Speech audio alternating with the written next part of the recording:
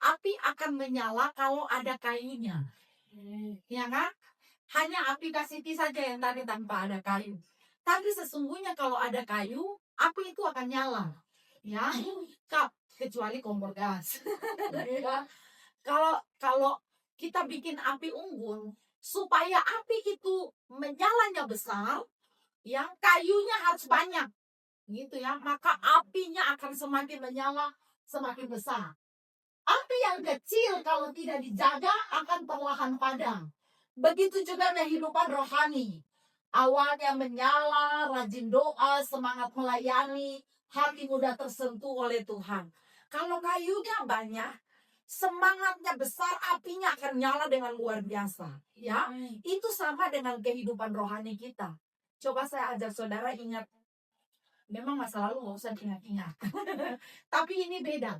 Coba kita lihat pertama kali kita jatuh cinta untuk Tuhan. Ya, waktu jatuh cinta untuk Tuhan, saya ingat itu ada KKR di kampung tetangga, ya. Dan saya harus jalan kaki dari tempat saya tinggal sampai di tempat KKR itu jauh, ya. Saya harus jalan kaki jauh dari sini ke kebun kacang. Lumayan kan? Ya, lumayan jauh. Dan saya jalan itu malam-malam. Jadi saya masih ingat mama saya nggak izinkan, ya. Jadi dia bilang nggak ada pergi KKR apa? Masih tidur katanya begitu, ya.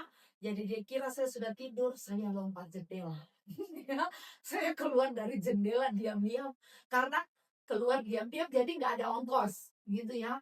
Jadi saya jalan kaki tapi saya takut jangan sampai KKR-nya saya terlambat begitu, maka saya lari. Jadi saya lari sampai di tempat KKN itu. Datang, begini. Terus lihat hamba Tuhan pembicara itu dia datang dari Jakarta. Dan dia ngomong, ya Allah, terbakar hati saya. Dari tempat duduk, saya berdiri dari sana, saya lihat, khotbahnya luar biasa ya. Air mata mengalir, nggak bisa selesai. Saya sedang nggak sedih, sedang nggak ada persoalan. Tapi jatuh cinta pertama dengan Tuhan, saya rasa sentuhan yang luar biasa. Saya rasa ada ledakan roh membara di dalam hatiku. Saya menangis. Saya lihat dia berkhotbah di atas sana dengan berapi-api, ada karisma yang besar. Saya lupa itu pendetanya siapa namanya ya. Dan dari tempat saya berdiri, saya bilang, Tuhan, satu saat saya akan berdiri seperti dia. Satu saat saya akan berkhotbah seperti dia, Tuhan. Satu saat saya percaya Tuhan juga akan pakai saya dengan luar biasa seperti pendeta Tanah. Dan biarlah semua ditandai dari pengorbanan hari ini. Selanjutnya, setiap kali guru saya bilang ada KKR akan bilang, saya semangat waktu ini saya pergi jalan kaki, saya bayar harga, pulang-pulang kena omel. Ya, nggak boleh ikut KKR, tapi saya selalu ikut, saya sungguh-sungguh api membara, ya seperti Angelina berkobar di dalam dada, gitu ya, semangat mula-mula.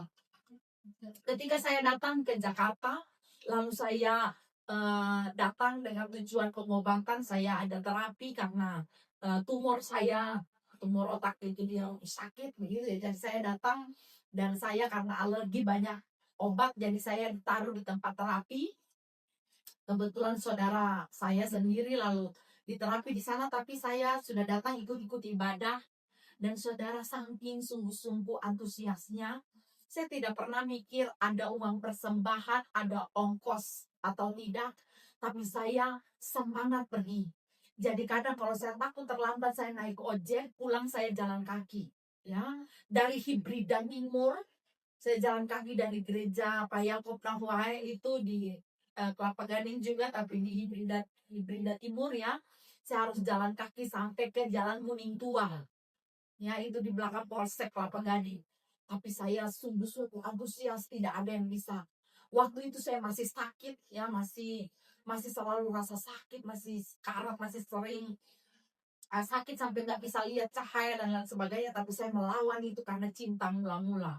Ya, saya belajar lebih dalam, saya sekolah teologi, belajar lebih dalam. Cinta itu makin membara. Saya ingat setelah pengutusan, ketika saya datang ikut kuliah dan Tuhan sembuhkan saya dengan caranya yang supranatural, saya disembuhkan, ya dipulihkan dari kanker otak itu, dan puji Tuhan saya disembuhkan. Lepas itu saya lebih membara, ya. Dan ketika dapat tugas untuk pergi ke Aceh, disitulah saya pertama kali kenal dengan Pak Dedi. Saya pergi, orang tua saya menentang. Tapi karena lagi jatuh cinta mula-mula, saya tidak pernah takut. Saya melakukan itu dengan sungguh-sungguh. Saya bilang, Herni, yang lama itu, yang akan pertama itu sudah meninggal. Sudah mati dengan kankernya. Tapi sekarang saya anak Tuhan. Kemana Tuhan suruh saya pergi untuknya. Saya bayar harga, saya berkorban berkali-kali, hampir dibinasakan. Tapi saya tetap berdiri untuk Tuhan. Saya menyala untuk Tuhan. Saya berkorban, saya mengalami kasih Tuhan dan menyala. Dan saya bersyukur sampai hari ini masih menyala untuk Tuhan. Ingat kembali kasih mula-mula kita waktu kita jatuh cinta dengan Tuhan. Saudara lihat, tapi kadang seiring berjalannya waktu, ya, ketika menghadapi banyak kesibukan, ya, pelayanan, tapi saking sibuknya melayani, kadang api itu mulai padam, ya. Banyak dosa. Ada kebiasaan dosa yang kita belum bisa sembelih itu. Yang belum bisa kita tinggalkan padahal kita sudah melayani. Saudara pikir pembicara, pengkhotbah adalah orang yang bersinar ke dosa? Semua orang melakukan dosa. Paulus berkata, aku ingin melakukan yang benar. Tapi kenyataan tubuh dagingku terus menarik aku untuk jatuh. Jadi rohku rindu untuk aku melakukan kebenaran. Tapi daging menarik aku untuk terus jatuh dan melakukan dosa. Sampai hari ini kita yang sudah melayani pun banyak ikatan dosa. Kebiasaan dosa masih menarik kita. Dan mari kita belajar untuk hati-hati. Karena kebiasaan dosa ini bisa mematikan api kita. Jadi yang tadi bisa bayar harga rela mati untuk Tuhan, sekarang enggak lagi. Ya. Yang tadinya bisa jalan kaki 3 kilo untuk pergi melayani, sekarang enggak ada Grab. Grimis Bu ini. Jadi melayani. Api kita sedang melemah. Kita kembali. Kekecewaan. Kadang ada orang juga, jemaat juga yang kecewa dengan pelayan. Dia gak mau masuk lagi. Gak mau melayani lagi. Ya kan? Sesama pelayan. Merasa kok sudah melayani kok begitu. Ada kekecewaan. Akhirnya apinya mulai padam. Mulai keluar. Udah melayani tapi ya ternyata begitu. Melayani gak ada uang. Akhirnya sudah pergi tinggalkan pelayanan karena kerja di sekuler lebih enak, uang lebih banyak. Akhirnya yang tadi STH, ya, ide keluar, kerja di luar. Pada akhirnya saya STH-nya nggak terpakai, ya kan? Lihat baik-baik, kadang kekecewaan bisa membuat api kita padam. Luka hati, ya, atau rutinitas di luka hati. Ada anak-anak gembala juga yang gak mau jadi gembala, yang gak mau melayani. Karena apa? Ada luka hati. Ya, dia lebih banyak waktu di gereja daripada di rumah. Ya, kadang pulang saking lamanya pergi menginjil, pulang anak panggil bukan papa. Saking lamanya itu papa pergi. Ya, banyak anak-anak hamba Tuhan akan kepahitan, gak mau jadi hamba Tuhan. Karena apa? Orang tuh terlalu sibuk dengan Tuhannya, dengan pelayanannya. Kita di rumah gak dapat apa-apa. Ya, udah gitu ya sibuk melayani, rata-rata uangnya gak banyak. Udah uang gak banyak, anak terlantar, kurang kasih sayang dan lain sebagainya. Akan kepahitan, dia gak mau lagi melayani. Luka hati bisa membuat api makin hari makin padam. Atau rutinitas, ya cuma melayani saja. Ya, melayani sebagai apa? Pemain musik, ya karena cuma pemain musik. Ya, sehingga ketika pelayanan tidak sesuai dengan dia inginkan, ya, akhirnya luka hati, lalu membanding-bandingkan. Oh, di sini lebih bagus, di sini lebih bagus. Lalu mengukur misalnya, ya, di sini lebih bagus, di sini lebih bagus. Kadang rutinitas itu membuat api kita padam. Ya, jadi kita melayani hari ini pastikan tidak boleh rutinitas. Amin. Api harus kita menyala, ya, supaya pelayanan kita menyenangkan hati Tuhan. Makanya Paulus menasihati jemaat hari ini, nasihatnya cuma singkat, tapi kata-katanya tajam. Jangan padamkan roh. Ini roh bisa padam. Ya. Dan dia sedang bicara untuk anak-anak rohaninya, untuk jemaat yang ada di situ. Dia ngomong tegas. Jangan padamkan roh. Kita masing-masing tahu keberadaan roh kita sekarang bagaimana. Roh Kristus yang dahsyat di dalam kita itu posisinya sekarang apa? Apa jangan-jangan dia sedang tidur itu roh? Dia ada dalam kehidupan semua orang percaya, tapi kebanyakan dia tidak aktif. Ya kan? Bayangkan roh Kristus, roh kudus itu roh Tuhan. Tuhan loh yang punya segalanya. Apapun yang dia omongin itu jadi. Dan rohnya itu ada di dalam kita. Aturan apa yang kita omong itu jadi. Bayangkan kalau roh itu aktif di dalam kita. Banyak perkara bisa kita lakukan. Amin. Dan nanti kita akan belajar bagaimana caranya supaya dia tidak padam. Jangan padamkan roh, artinya jangan biarkan api roh kudus dalam hidup kita itu mati. Jangan menolak pekerjaan roh kudus, karena kita tolak Tuhan bekerja tapi kita sendiri kurang nggak siap katakan. Karena ya tadi kekecewaan, luka hati, rutinitas. Kita tidak siap, akhirnya kita menolak pekerjaan yang luar biasa. Jangan kehilangan gairah rohani. Masing-masing bisa mengukur dirinya, keberadaan roh di dalam kita bagaimana posisinya sekarang, ya. Bangkitkan itu kembali. Next. Roh Kudus ingin terus menyala dalam hidup kita untuk menyucikan. Tadi waktu lagi menyembah saya sempat baca ini. Roh Kudus ingin terus menyala dalam hidup kita untuk menyucikan. Saya mau bilang begini. Kadang di rumah duka kita para pengkhotbah ini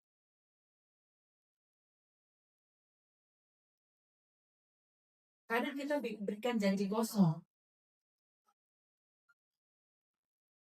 Ini jemaat tidak pernah masuk ibadah.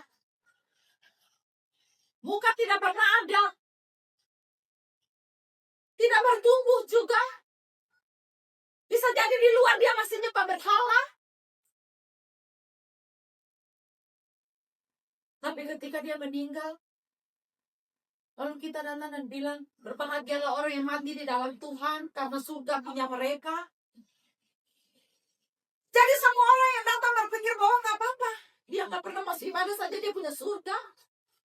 Saya mau bilang hari ini surga itu begitu dahsyat, begitu indah, begitu suci, begitu mulia. Ada batasannya. Makanya tetap kerjakan keselamatan yang Tuhan anugerahkan. Amin. Oleh sebab itu roh jangan padam. Kata apa? Roh itu terus menyucikan kita. Kalau kita jatuh dia ingatkan, bangkit. Jangan hidup dalam kubangan ini. Makanya hari ini roh itu jangan sampai padam. Karena ketika roh itu padam, pekerjaannya ini bagaimana? Bagaimana dia menyucikan kita kalau kita biarkan dia mati tidak bekerja?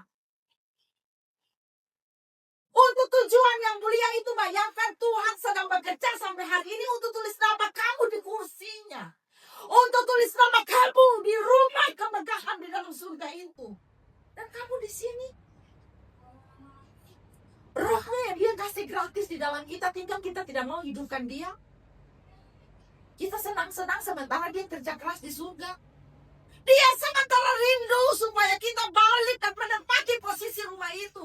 Dia bekerja, dia menyediakan tempat bagi saya dan saudara. Rumah yang luar biasa di surga.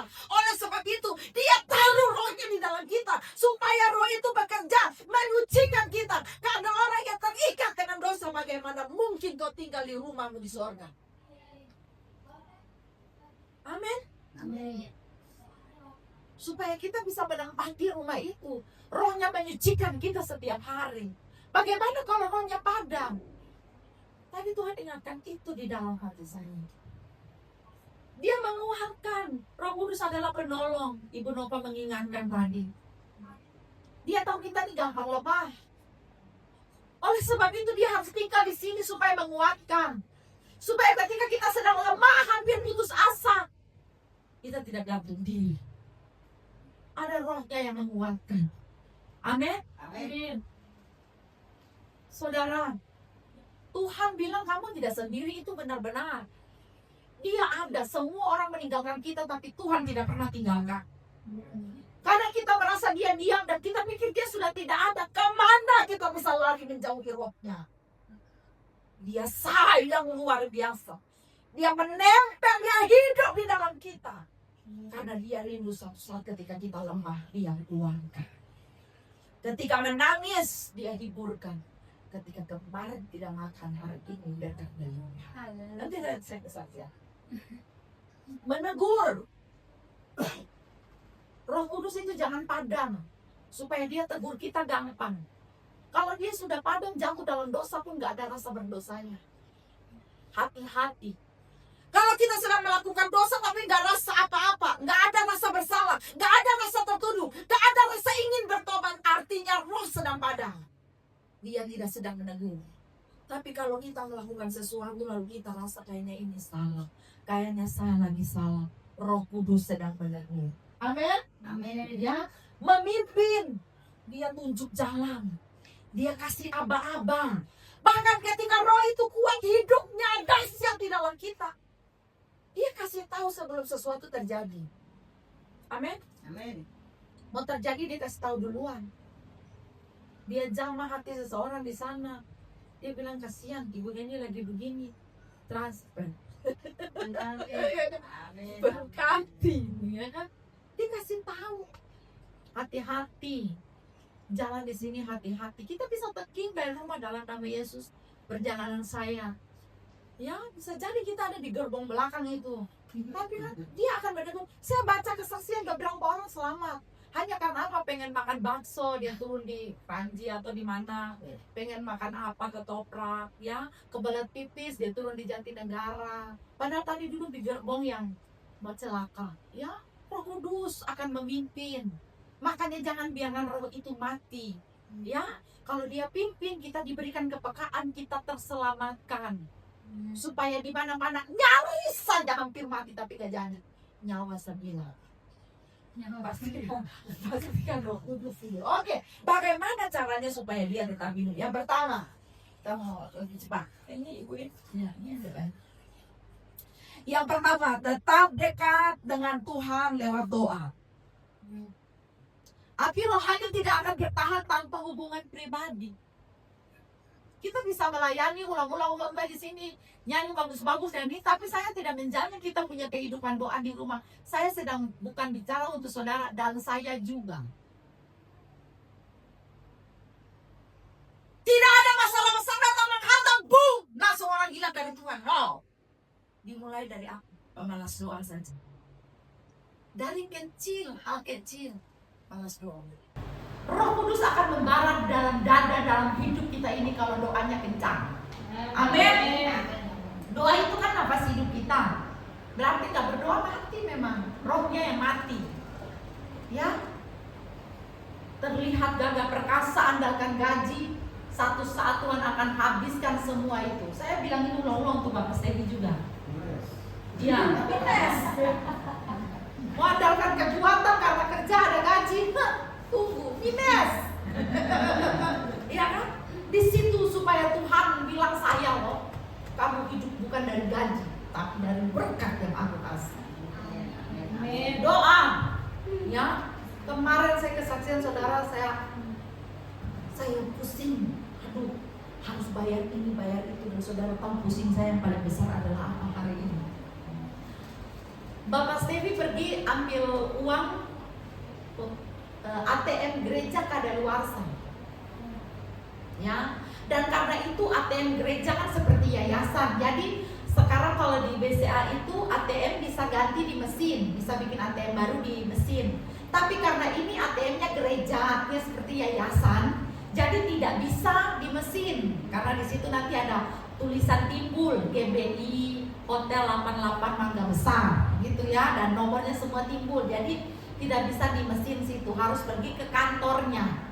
Sementara itu hari Sabtu, ya, saya pikir besok bagaimana? Tidak mungkin kita datang senyum-senyum di omong, maaf nanti kita bayar berikut, kan nggak mungkin, ya.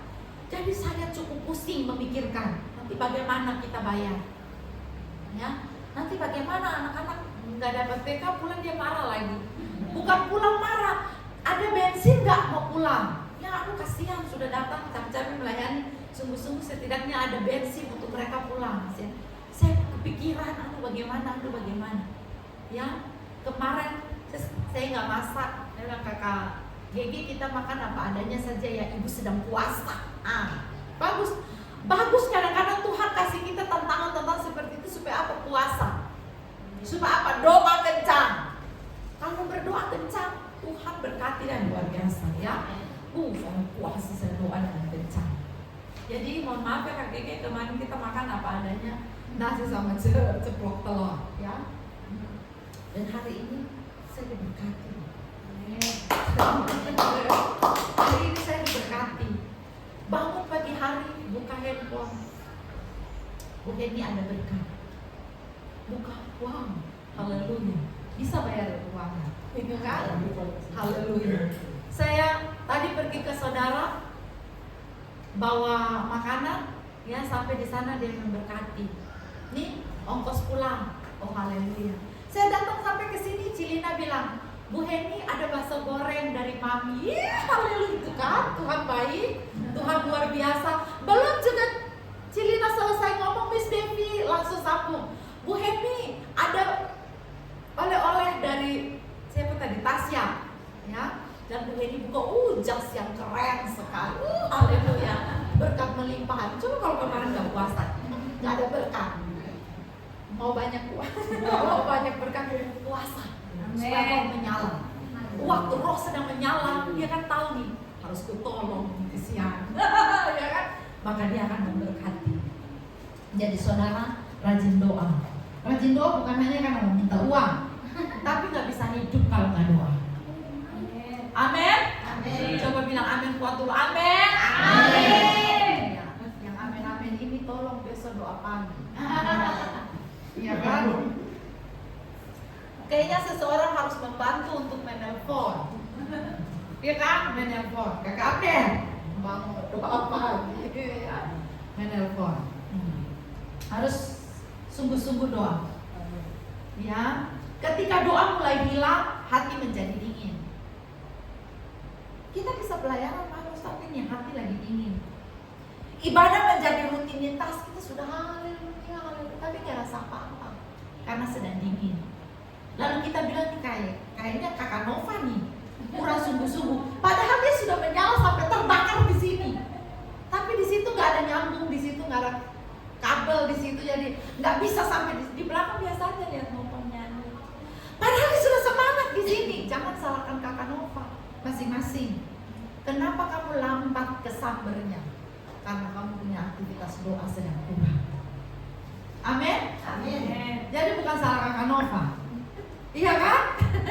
Salah diri, berdoa yang banyak. Ibadah menjadi rutinitas, pelayanan menjadi beban. Kalau kurang doa ya. Tapi saat kita kembali berdoa, kekuatan baru datang, hati kembali menyala, kasih mula-mula dipulihkan. 1 Tesalonika 5 ayat 17 bilang berdoalah tanpa henti. Kesudahan segala sesuatu sudah dekat. Oleh sebab itu, jadilah tenang supaya kamu bisa berdoa. Apapun itu doa. Tadi saya suka Kakak Siti. Dia pergi mau beli sesuatu, Bapak Stepi sudah gas dia, ayo beli sekarang. Udah sampai di sini, ayo beli. Tapi dia bilang, Bapak jangan terburu-buru, sabar ya, pulang dulu, tenang dulu, doakan. Ya, siapa tahu pulang dulu tiba-tiba dapat anugerah. Ya kan? Adakah saudara yang mau menyumbang 1 sepeda untuk hamba Tuhan terkasih ini? Sepeda goes, ya? Bisa, siapa tahu ada yang nonton itu dan tergerak oleh belas kasihan Tuhan. Dia memberkati hambanya. Dia adalah hamba Tuhan yang luar biasa. Sekretariat yang paling dahsyat di dalam gereja kita terkasih ini. Saudara yang tergerak memberkati, ya, hubungi nomor di bawah ini. Ya kan? Ya, jadi saudara jangan terburu-buru untuk mengambil keputusan, doakan. Itu dari Tuhan apa bukan? Ya, kadang-kadang kita terlalu memaksakan kehendak kita, sampai itu pada akhirnya kehendak kita bukan kehendak Tuhan. Jadi apapun itu doa dulu. Yang setuju katakan amin. Amin. Ya, harus tetap rajin doa. Perbanyak waktu dengan doa. Oke, jadi yang pertama, tetap dekat dengan Tuhan lewat doa. Maka api akan tetap menyala. Doa itu seperti kayu. Semakin rajin doa, kayumu semakin banyak. Semakin kayumu banyak, semakin rajin doa, Roh Kudus semakin hidup di dalam kita. Dan kalau rohnya yang hidup, bayangkan. Kemarin kakak Ika sakit, Oma telepon, Bu Heni, tolong datang. Bapak Stepi, chat kita di tengah jalan. Ini kan baru habis puasa ya. Di tengah jalan, saya lagi membantu. Sudah lama nggak doain orang sakit. Akan kubagikan kuasa Roh Kudus yang dahsyat ini. Akan kukatakan engkau Yesus penyembuh. Datang, nggak doa juga ya. Saya peluk dia. Dalam nama Yesus, semua sel, semua saraf, semua apapun sembuh. Kakak Ika bangun. Dia bangun dan dia ketawa dan bisa. Padahal tadi sudah ditengking, sudah segala macam. Dia bisa bangun dan bisa. Saya nggak tahu, saya dapat info pulangnya mas ke saudara ada masih diinfus ya. Karena dia nggak mau bertahan, dia ingin di rumah saudara supaya mungkin mereka bisa bantu ngurus ya kan, obat dan obat terbatas ya. Tapi saudara dengar, semakin kuat doa, semakin engkau luar biasa, pelayanan hasilnya luar biasa. Kenapa enggak rasa percaya diri untuk doa pelepasan? Kenapa enggak rasa percaya diri untuk mengusir setan? Kenapa enggak percaya diri untuk mau membangkitkan orang yang sakit? Kenapa kita enggak percaya diri? Karena kurang latihan di rumah. Kalau mau jago, cari semua orang sakit dan doakan mereka. Kau pasti dahsyat di bagian doa penyembuhan. Cari semua orang yang kerasukan, doakan mereka. Kau pasti dahsyat di okultisme. Ya, rajin doain setiap hari. Doa apa saja. Ya, satu saat kakak Siti dia bilang, ibu saya mau pergi doa, saya lagi lemah. Dia pergi doa dan di sana dia dikuatkan, dia pulang sukacita, ibu aku dikuatkan, hari ini ada yang ketemu saya dan bilang kamu disayang Tuhan, dan langsung dapat undangan ke khotbah di gereja lain. Luar biasa kan? Karena doa. Jadi sering-seringlah doa ya kakak Siti ya. Doa jangan ngomong rahos saja. Ya.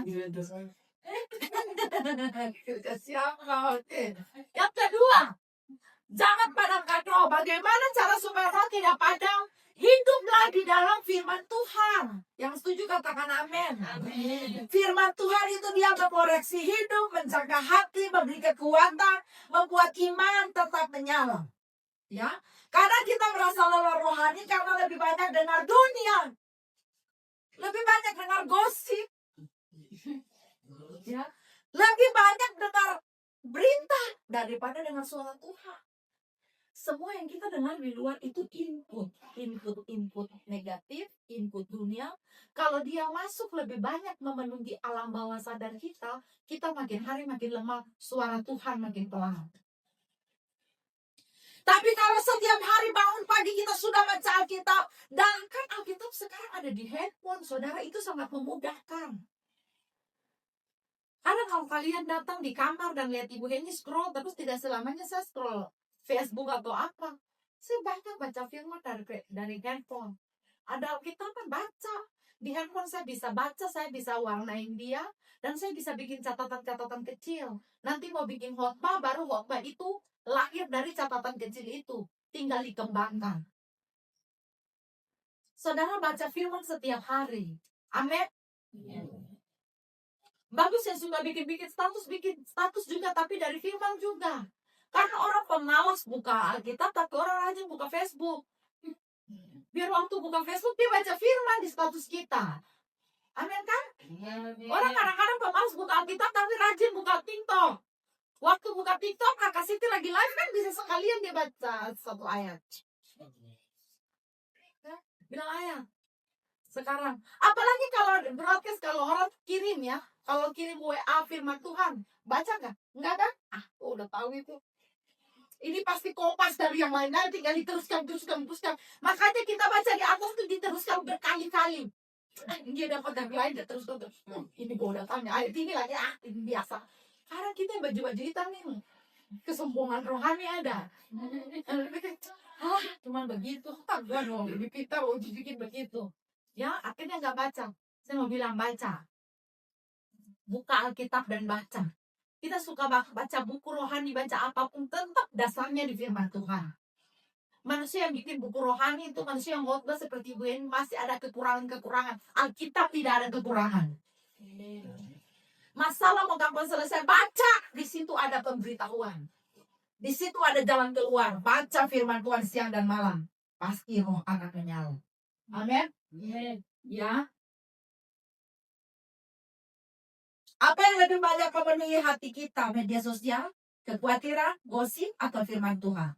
Mazmur 119 ayat 105. Firman-Mu itu pelita bagi kakiku dan terang bagi jalanku. Ya. Jadi baca firman setiap hari. Katakan, saya suka firman Tuhan. Saya suka firman Tuhan. Iya.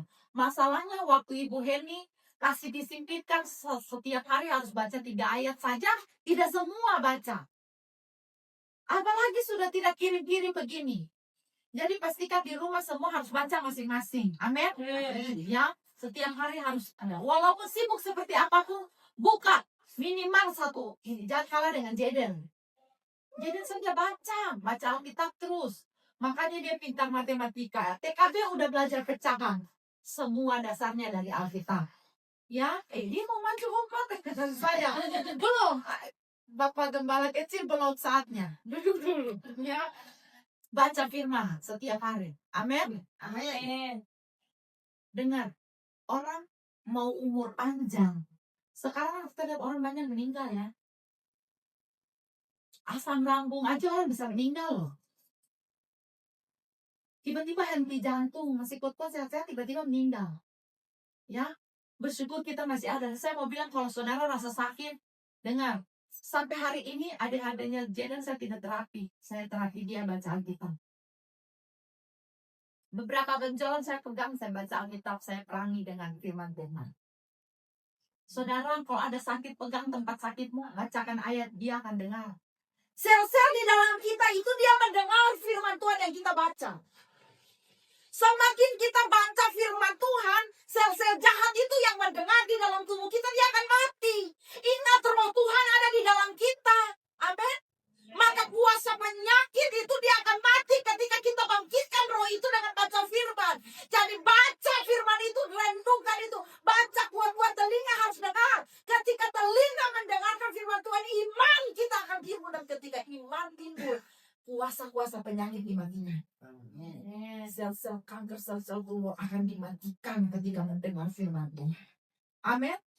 Rajin baca Alkitab. Yang sakit-sakit baca Alkitab. Yang lutut sakit di Alkitab itu banyak loh, dia ngomong semua. Mau sakit lutut, sakit mata, sakit hati, sakit apapun. Ada dia yang ngomong. Asal baca. Iya kan? Bukan yang baca. Oke, yang ketiga. Yang ketiga, bagaimana caranya supaya roh kita tidak padam? Jauhi dosa. Ya, bulan lalu kita sudah belajar sepenuhnya ya. Bertobat. Salah satu hal yang membuat roh padam di dalam kita adalah dosa. Api Roh Kudus tidak bisa menyala maksimal dalam hati yang terus memelihara dosa. Ya. Jadi dia peperangan di dalam batin kita, itu peperangan Tuhan dan iblis berperang. Bukan manusia sempurna yang dipakai Tuhan, tapi manusia yang mau bertobat. Mazmur pasal 51 ayat 12, cintakanlah hati yang bersih dalam aku, ya Allah. Ya. Kita semua tahu kekurangan-kekurangan kita. Kita sudah jabarkan itu di sepanjang bulan kemarin. Masing-masing tahu pasti jatuh di mana. Ya saudara, kejatuhan-kejatuhan itu kita tanggalkan. Ya, tidak ada hakim di sini. Semua kita punya masa lalu. Oke? Kita tidak saling menghakimi di sini. Semua orang punya sejarah. Bersyukur masa lalu yang kelam itu Tuhan ubahkan jadikan kita hebat hari ini. Rohnya terus menyucikan kita. Yang setuju katakan amin. Amin. Saudara, kalau kita sudah dibersihkan, disucikan, jangan jatuh terus di lubang yang sama. Jangan keelakan. 1 kali, lo kok enak. 2 kali, lo kok makin enak. 3 kali, parah, ini gila sih. Ini luar biasa sih. Gak ada lain yang bisa seperti, menikmati. Ingat cerita ayam Miss Devi kemarin? Ya, sadar-sadar sudah mati. Jadi pikirkan, Dosa apa yang masih mengikat kita? Tinggalkan itu. Yang terakhir, bagaimana cara supaya roh kita terus bisa hidup? Yang terakhir, jaga pergaulan rohani. Katakan amin. Amin.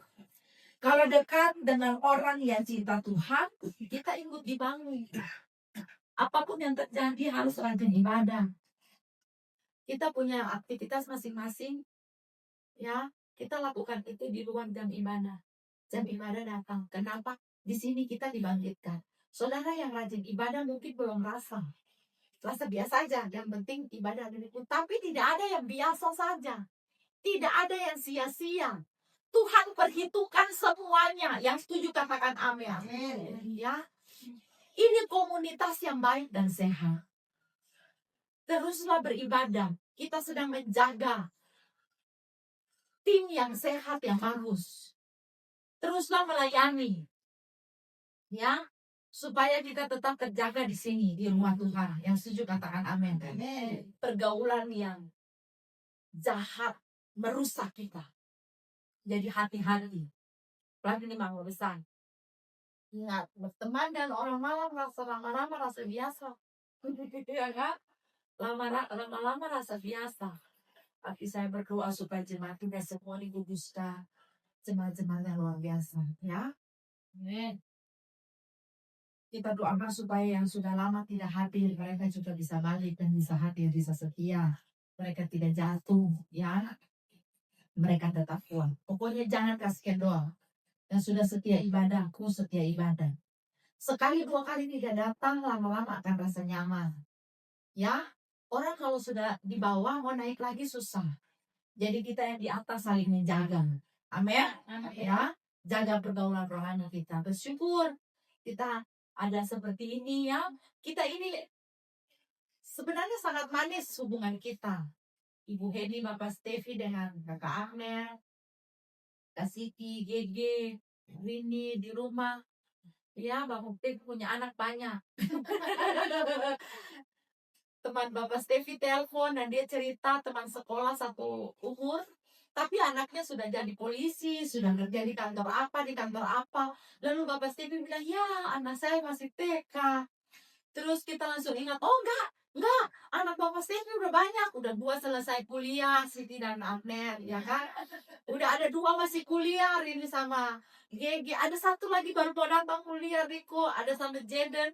Terus siapa, Rini atau Gege yang bilang, mau tarik dari awal, dari Nova dan Devi. Dan pokoknya ada Bapak Stevi banyak sekali. Ya kan. Tapi kita bersyukur, hubungan kita luar biasa. Yang dengan begitu ikatan emosionalnya bagus, kita bisa saling menjaga, saling menguatkan, ya kan? Dan saya juga bersyukur mereka bukan orang-orang yang tertutup, yang ini sendiri-sendiri. Tapi satu punya beban, bisa cerita, ya. Nanti kita tertawa bersama, tapi kita cari solusi bersama, ya. Kita juga sedih bersama. Jadi tetaplah saling menyayangi seperti ini, seperti jemaat ulang-ulang. Ada yang kurang, kita yang lebih saling berbagi.